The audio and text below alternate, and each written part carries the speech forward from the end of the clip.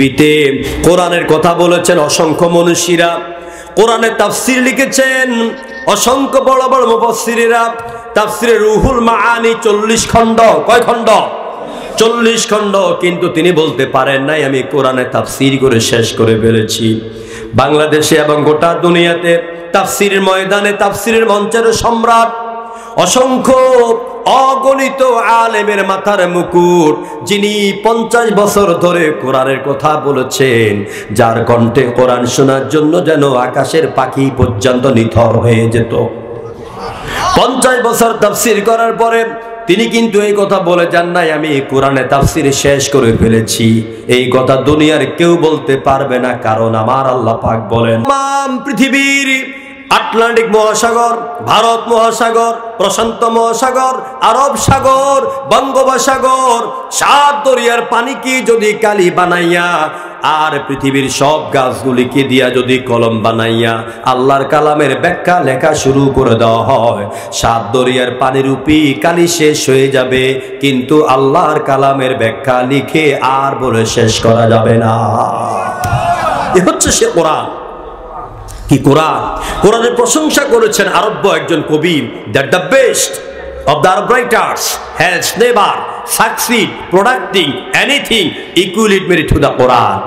সেই কোরআন, যেই কোরআনের সমকক্ষ আরেকটা কিতাব রচনা করার মতো যোগ্যতা গোটা আরবের, গোটা দুনিয়া কারো হয় নাই, ভবিষ্যতে হবে না। এ হচ্ছে সে কোরআন। তো আল্লাহ পাক তিনি প্রথমত বলছেন ইন্না ইয়াউমাল ফাসলি কানা মিকাতা। এই পৃথিবীতে আল্লাহ পাক আমাকে পাঠালেন, আপনাকে পাঠালেন, আল্লাহ পাক আমাদেরকে তার দায়িত্ব দিয়ে পাঠালেন। দায়িত্বগুলি কি?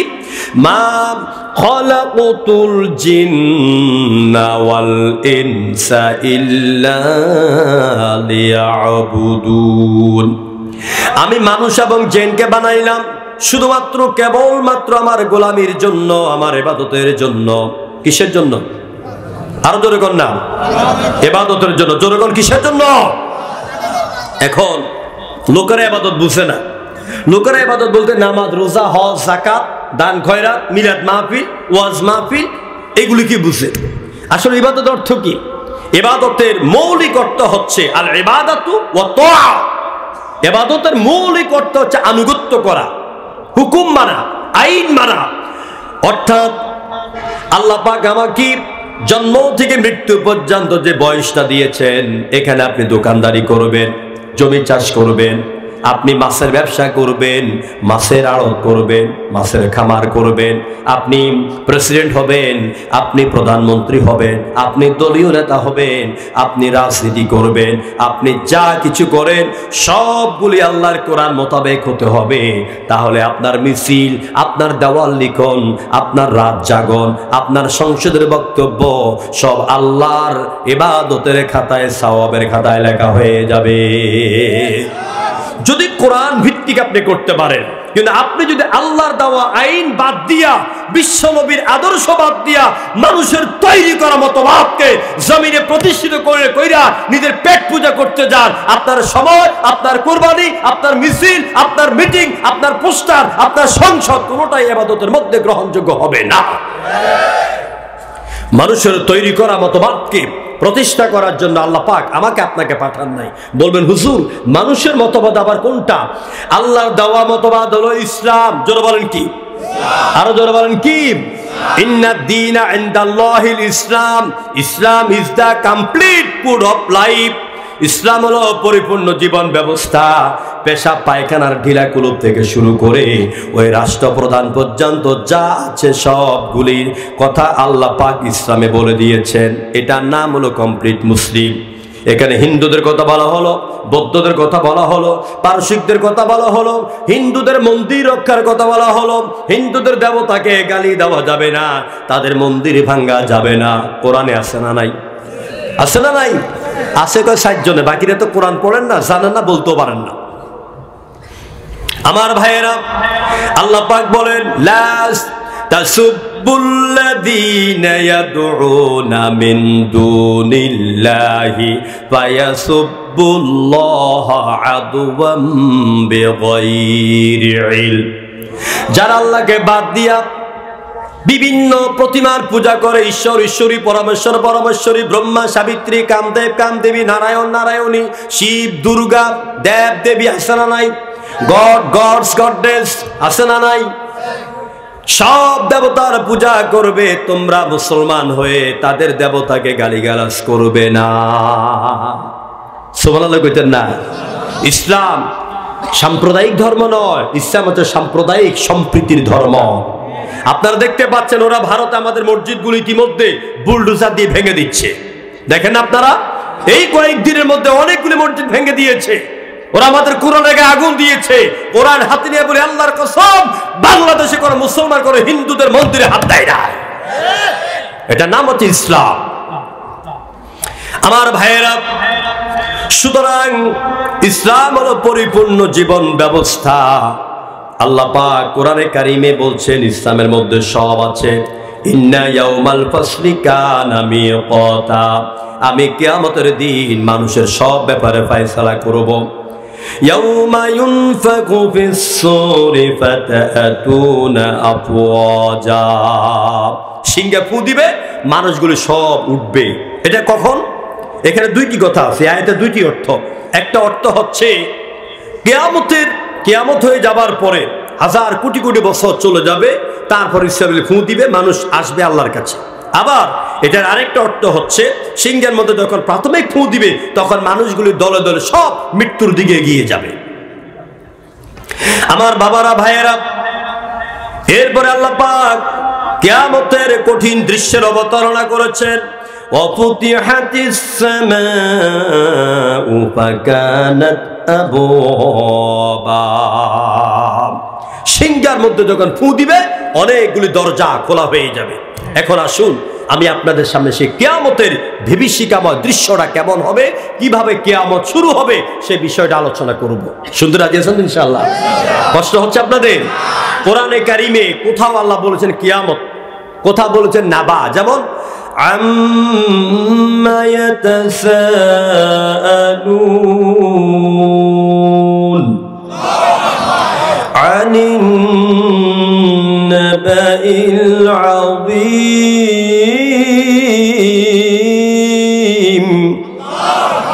আনিন নাবাইল আযীম, মহা খবর মানে কিয়ামত। নাবা মানে সংবাদ। ওই তারকাগুলি সব বিক্ষিপ্ত অবস্থা ছুটাছুটি হয়ে যাবে। একটু বৈজ্ঞানিক দিক থেকে আলোচনা করি। আচ্ছা বলেন তো, ওই যে আকাশের তারকাগুলি দেখতে পান, ওই তারকা বড় না পৃথিবী বড়? আপনাদের অবশ্যই বিষয়ে যারা বিজ্ঞানের ছাত্র তারা বাদে বাকিদের হয়তো ধারণা নাই। প্রিয় ভাইরা, দুই একজন করে উঠেন, কষ্ট হচ্ছে আপনাদের? মমতাজ আসলে তো আর এখন তো মমতাজ ভিতরে হান্দাইছে নাকি? হান্দাইছে কি না? ভিতরে হান্দাইছে। এটা আইলে তোমার উঠতে না মনে হয়। আমার ভাইরা, উঠা সহ করবেন না, তাহলে আমি কিন্তু মুনাজাত দিয়ে দিব। মুনাজাত দিয়ে দেব। তারকা, এই যে পৃথিবী দেখতে পাচ্ছি আমরা, এই পৃথিবীর আয়তন কত? আমেরিকার নাসা প্রযুক্তি বিজ্ঞানাগার বলেছে পৃথিবীর আয়তন হচ্ছে 13 লক্ষ মিলিয়ন লাইট ইয়ার্স, 13 লক্ষ মিলিয়ন আলোকবর্ষ। তো এটা বুঝবেন কি করে? এই যে কারেন্টের লাইট, এই আলোর গতি হচ্ছে প্রতি সেকেন্ডে কত? 1,86,000 মাইল প্রতি সেকেন্ডে। এখন 1 সেকেন্ডকে নিয়ে যদি আপনি 60 সেকেন্ডে পূরণ দেন, মানে 1 মিনিটে যা পাবেন ওইটাকে যদি আপনি 60 মিনিটে পূরণ দেন 1 ঘন্টায় যা পাবেন, আবার ওইটাকে দিয়ে যদি আপনি এই 24 ঘন্টায় একদিনে পূরণ দেন, ওই রেজাল্ট যেটা পাবেন ওইটাকে যদি আবার আপনি 30 দিনে গুণ দেন, পূরণ দেন, ওইটাকে রেজাল্ট যা পাবেন ওইটাকে যদি আপনি 12 মাসে 1 বছরে যা দেন, এরকম 13 লক্ষ মিলিয়ন আলোকবর্ষ পূরণ দিয়ে যা পাবেন, পৃথিবীর আয়তন হচ্ছে আনুমানিক এত বড়। মাথা ধরবে? মাথা ধরবে? ধরবে না। কম্পিউটারে ফেল। বিজ্ঞানীরা বলতেছে যেই সূর্য মানুষ দেখতে পায়, যেই চন্দ্র দেখতে পায়, এই চন্দ্র হচ্ছে পৃথিবীর জমিন থেকে 2,38,000 মাইল উপরে। চাঁদ, সূর্য হচ্ছে 9,30,00,000 মাইল উপরে। 9,30,00,000 মাইল উপর থেকে যখন তাপ দেয়, কত এসি, কত ফ্যান, কত ব্যবস্থা গরম থেকে বাঁচার জন্য। ও বেনামাজি, ও সুদখোর, ও মিথ্যাবাদী, ও চাঁদাবাজ, তুমি যে মানুষের কলিজায় হাত দিয়া দিয়া খাও, মানুষকে অন্যায়ভাবে গুম করেছো, হত্যা করেছো, আয়না করে ঢুকাইয়া একটা সুন্দর মানুষের হাড্ডি বের করেছো, ওই কিয়ামতের দিন মাথার এক বিগত এক হাত মতান্তরে 1 কিলোমিটার উপর থেকে যখন সূর্য তাপ দিবে, মাথার চান্দিটা ফেটে নাক দিয়া কান দিয়া টকবগে যখন মগজগুলি বেরোতে থাকবে, ওই দিন তোমার কোন বাবা তোমার বাঁচাইবে? কেউ বাঁচাবে? কেউ বাঁচাবে না। বিজ্ঞানীরা বলছি, এত বড় পৃথিবী, ওই যে সূর্য দেখতে পাও, ওই সূর্যের ভিতরে অনায়াসে ঢুকে পড়তে পারে ৩,৩33 কোটি পৃথিবী। ৩,৩33 কোটি পৃথিবী একটা সূর্যের ভিতরে অনায়াসে ঢুকে পড়তে পারে। আবার এইরকম ৩,০৩৩ কোটি সূর্য অনায়াসে ওই ছোট্ট ছোট্ট তারকার পেটের মধ্যে ঢুকে পড়তে পারে। আল্লাহ পাক বলছেন, এই যে সামাউন ফাতারাত ওয়া ইদাল কাওয়াকিবুন তাসারাত, আকাশ যখন ফাটবে তখন ওই আকাশের তারকাগুলো এইভাবে সব ছুটোছুটি শুরু করবে। আমার ভাইয়েরা, এরপরে আল্লাহ পাক আরো কিয়ামতের দৃশ্য উল্লেখ করেন। বিশ্বনবী মুহাম্মদ রাসূলুল্লাহ তিনি যখন কিয়ামতের দাওয়াত দিতেন, মক্কার কাফিরগুলি আল্লাহ নবীর কাছে এসে টিটকারি বটকারি করে বলতো, ইয়াসআলু আইয়ানা ইয়াউমাল কিয়ামা ফাইদা বারিকাল বাসার ওয়া খাসাফাল কমার ওয়া জুমিআশ শামসু ওয়াল কমার ইয়াকুলুল ইনসানু ইয়াউমাইযিন আইনাল মাফার। কোরআন দিয়ে বলছি না গল্প করতেছি? কোরআন দিয়ে বলছি। সারাক্ষণ শুধু কোরআন দিয়ে বলবেন ইনশাআল্লাহ। রাজি আছেন তো আপনারা? আমি গল্প গুজব করি না। আমার ভাইয়েরা, কাফেররা এসে প্রশ্ন করলো, মুহাম্মদ জোরগণ সাল্লাল্লাহু, নবীর লাগে ভালোবাসা আছে তো জোরগণ সাল্লাল্লাহু আলাইহি সাল্লাম। পৃথিবীর ভালোবাসার জায়গা একটা, মুহাম্মদ। জোরগণ কি নাম? রাসূল আমার ভালোবাসা, রাসূল আমার আলোর আশা, রাসূল আমার প্রেম বিরহের মূল আলোচনা, রাসূল আমার কাজে কর্মের অনুপ্রেরণা। ঠিক কিনা বলেন? কি রাসূল আমার? আমার বন্ধুগণ, আল্লাহ রাব্বুল আলামিন তার হাবিব যখন কিয়ামতের দাওয়াত দিতি, মক্কার কাফিররা এসে বলছে, মুহাম্মদ তুমি প্রতিদিন বলো কিয়ামত আসবে, বলো তো কিয়ামতের সিম্পটম কি, কিয়ামতের নমুনা কি? আল্লাহ নবী বলে দিলেন। আল্লাহ পাক নবীকে বলতে বললেন, নবী আপনি বলে দেন কিয়ামতের বড় আলামত গুলির মধ্যে একটা হচ্ছে ফাইদা বারিকাল বাসার, মানুষের চোখ থাকবে, চোখের আলো থাকবে না। জোরে করে আল্লাহু আকবার।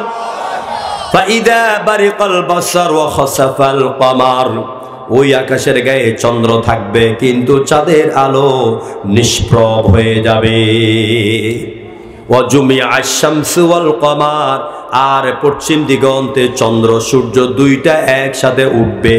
মানুষ দেখবি, মানুষ পাগল হয়ে যাবে, মানুষ মাতোয়ারা হয়ে যাবে। এমন সময় আল্লাহ পাক ইসরাফিলকে বলবেন, ইসরাফিল এবার তুমি সিংহে ফু লাগাইয়া দাও।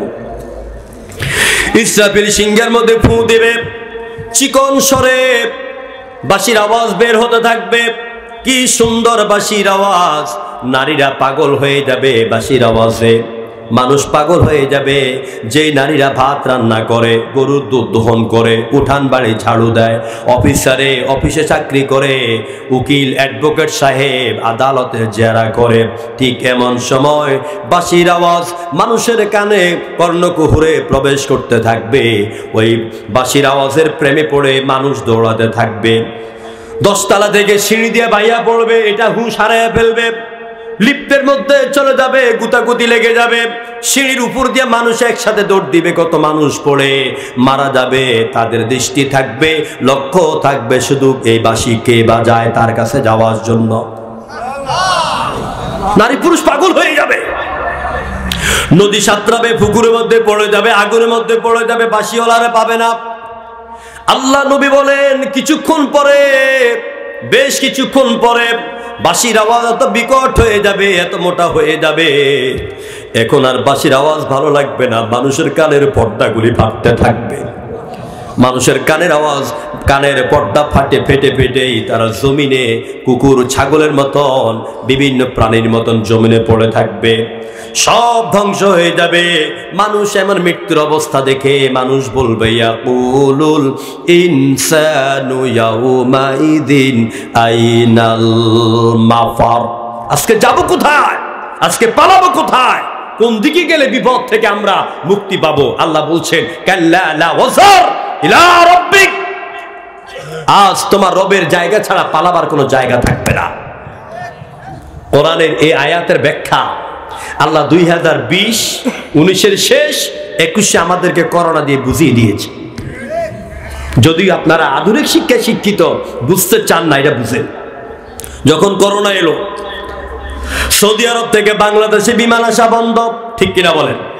ইতালি থেকে বিমান আসা বন্ধ, এই নাটোর থেকে, এই কোন এলাকা না এটা, সিরাজগঞ্জ থেকে ঢাকা বাস যাওয়া বন্ধ। ছেলে বলে মা ভালো লাগে না, বাড়িতে আসতে চাই।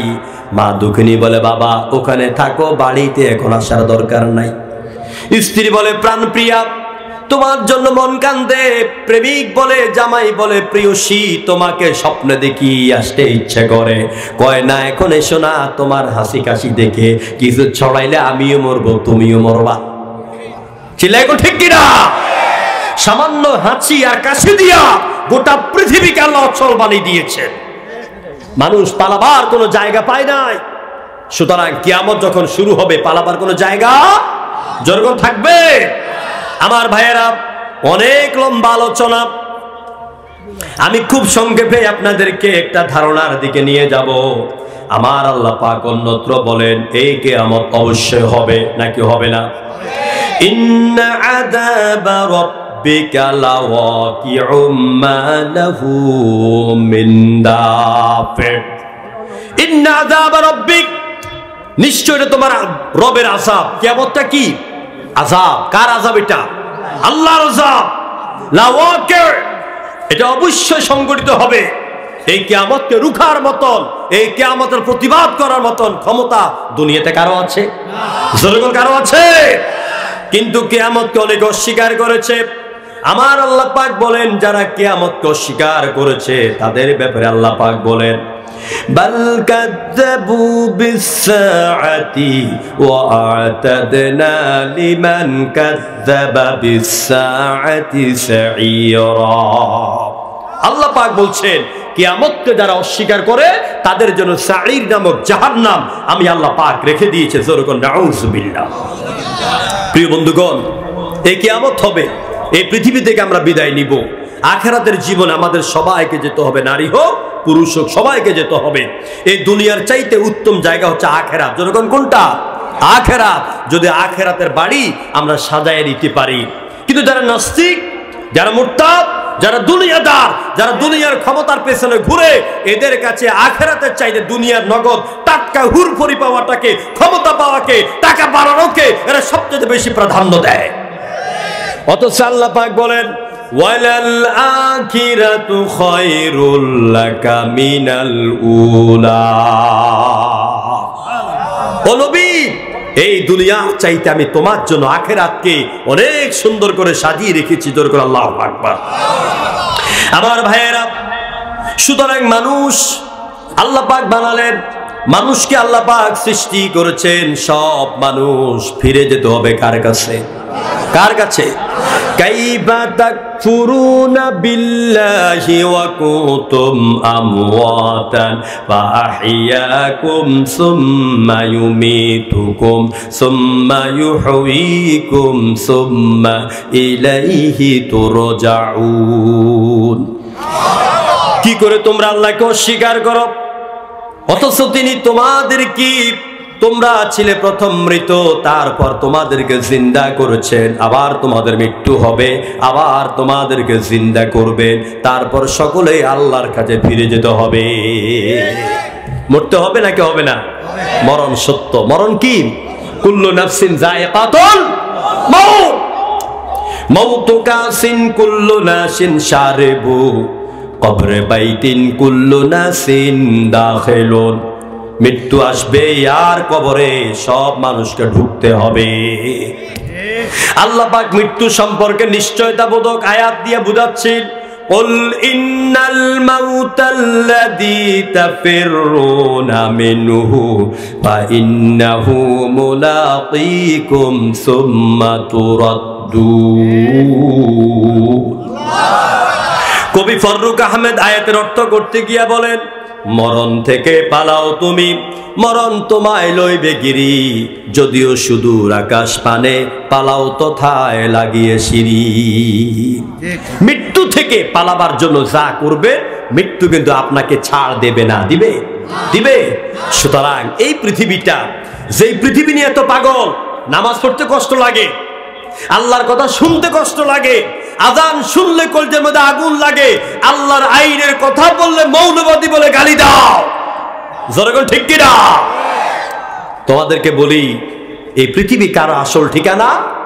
আসল ঠিকানা পৃথিবী আমার আসল ঠিকানা নয়, মরণ একদিন মুছে দেবে সকলে রঙিন পরিচয়।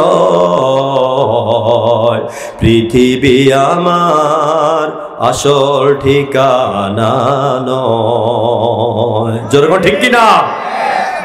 মিছে ক্ষমতার দ্বন্দ্ব, মিছে গান কবিতার ছন্দ, মিছে মিছে জীবনের রংধনু সাথে রং, মিছে জয় আর পরাজয়। আজকে চেয়ারে তুমি, কালকে আমি। তুমি চিন্তা করেছো 41 সাল পর্যন্ত থাকবা। এই জন্য ফেরাউন তার বাড়িতে, কোরআনে আসছে, ফেরাউন তার বাড়িতে আম গাছ লাগাইছে, কাঁঠাল গাছ লাগাইছে, কবুতরের সুন্দর ব্যবস্থা করেছে, মুরগি ফেলেছে, অনেক হরিণ টরিণ সব তার রাজ্যের মধ্যে রেখেছে, সুন্দর বাড়ি বানিয়েছে।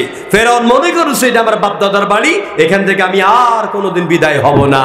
ঠিক ফেরাউনের আন্ডা বাচ্চা 3500 বছর পরে আইসা বাংলাদেশের বঙ্গভবন এরকম কবুতরের বাচ্চা টাচ্চা পুকুর টুকুর সব বানাইছে। আল্লাহ কত 41 সালের মধ্যে আমি 25 বছর মাইনাস করে দিয়া 15 বছর তোরে গো আউট।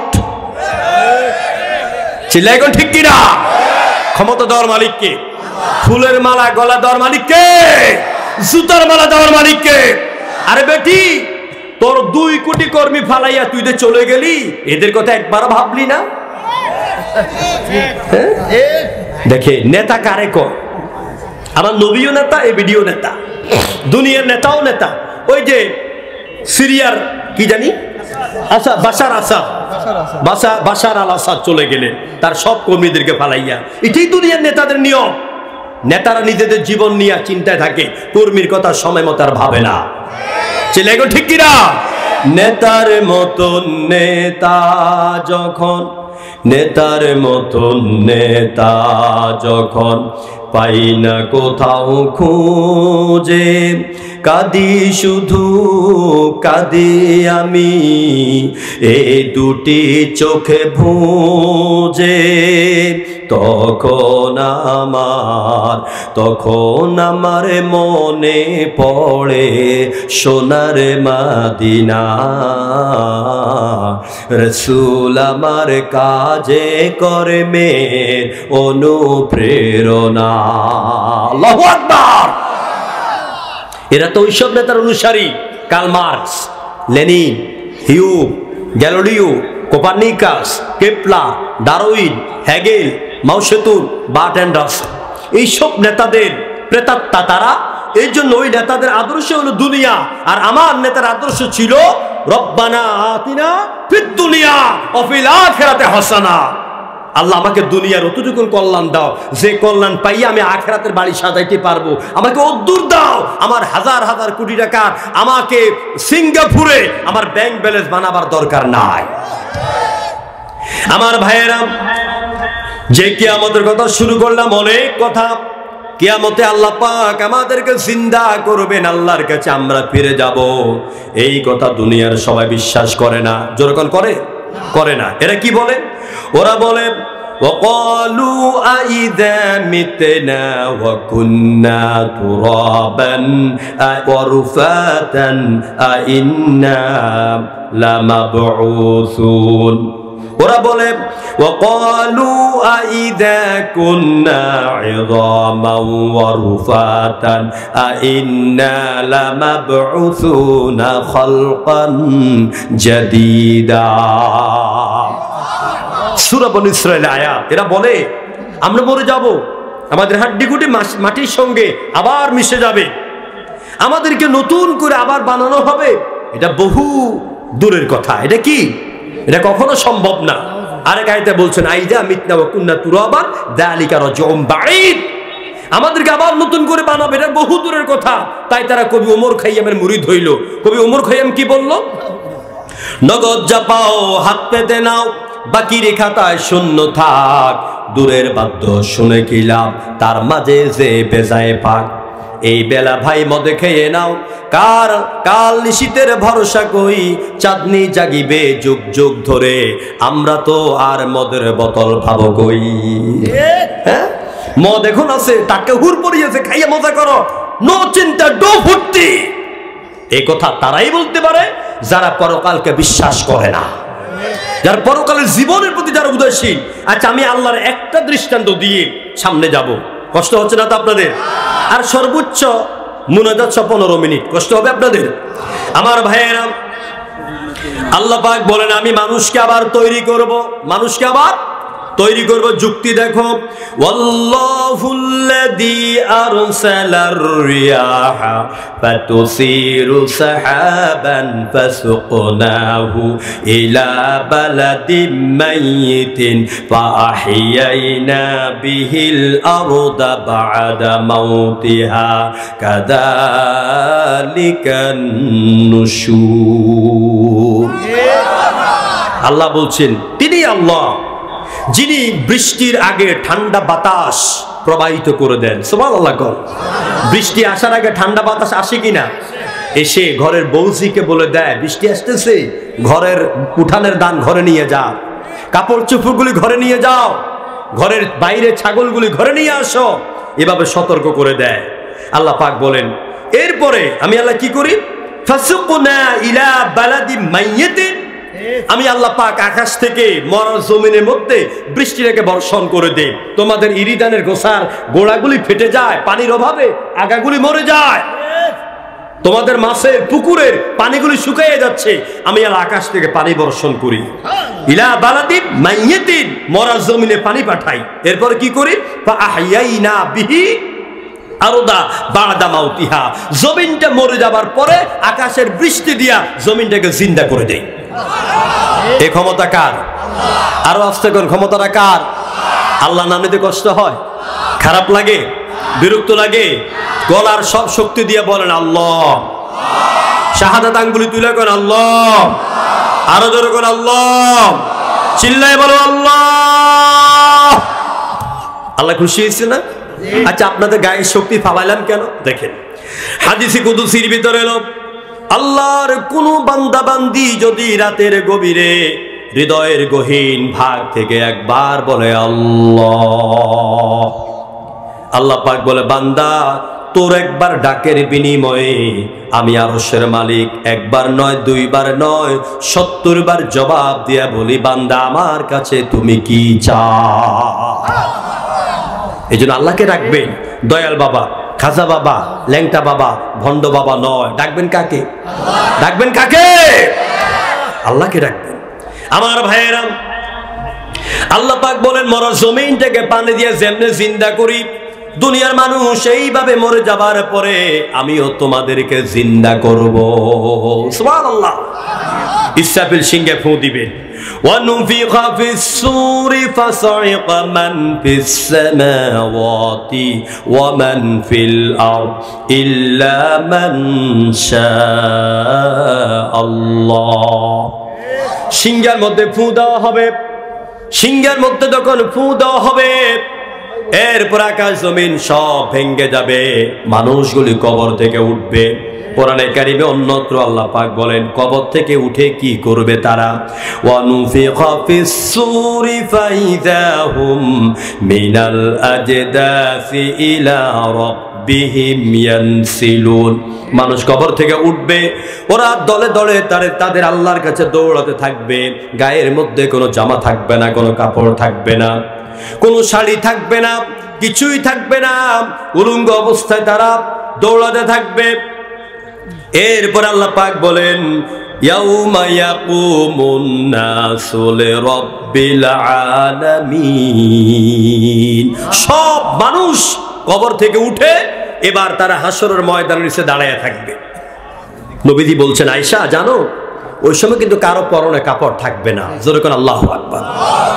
হাদিস শরীফের ভিতরে এলো মা আয়েশা বলছেন কুলতু ইয়া রাসূলুল্লাহ والرجال والنساء جميعا ينظر بعضهم الى بعض رواه البخاري।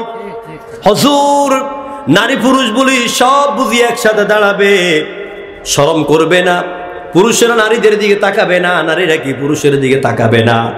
আল্লাহ নবী বলছেন আয়েশা রে হাসরের মাঠ এত কঠিন হবে, এই কঠিন ময়দানে 300 বছর বা 40,000 বছর চলে যাবে, এক একটা লোক নারী পুরুষ আকাশের দিকে তাকাবে, চোখের পলক পেলে নিচের দিকে তাকাবার কোনো সুযোগ থাকবে না। কে নারী কে পুরুষ সব পাগল হয়ে যাবে, কঠিন পরিস্থিতি হবে। স্তন্যধাত্রী তার সন্তানের কথা ভুলে যাবে, গর্ভধারিণী মা তার গর্ভের সন্তান ঘষে ঘষে পড়বে, খবর থাকবে না। নবী গো তুমি দেখবে যেন সবাই পাগল, আসলে কেউ পাগল হয় নাই। ওয়ামা হুম বিসুকারা ওয়ালাকিন্না আযাবাল্লাহি শাদীদ। আল্লাহর আযাবের ভয়ে সব পাগল হয়ে যাবে। আমার বন্ধুগণ ওই হাসরের ময়দানে মানুষ দাঁড়ায় থাকবে, কত বছর চলে যাবে। আল্লাহ পাক কোরআনে কারিমে বলেন তা'রুজুল মালাইকাতু ওয়ার রূহু ইলাইহি ফি ইয়াউমিন কানা মিকদারুহু 50 আলফা সানা। হাসরের ময়দানটা হবে এত বড় দিন, দুনিয়ার 50,000 বছরের রাত দিনকে একসাথ করলে যত লম্বা দিন হবে হাসরের ময়দানটা হবে, প্রথম দিনটা হবে এত লম্বা দিন। আল্লাহু আকবার কইতেন না? এবার নবীজি হাদিসের ব্যাখ্যা করলেন, আয়াতের ব্যাখ্যা করলেন। যারা সত্য পথে চলেছে, যারা কোরআনের পক্ষে ছিল, যারা ইসলামের পক্ষে ছিল, যারা জমিনে দিন কায়েমের জন্য রক্ত ঢেলে দিয়েছে, কারারুদ্ধ হয়েছে, গ্রেফতার হয়েছে, ফাঁসির রশিদে ঝুলেছে,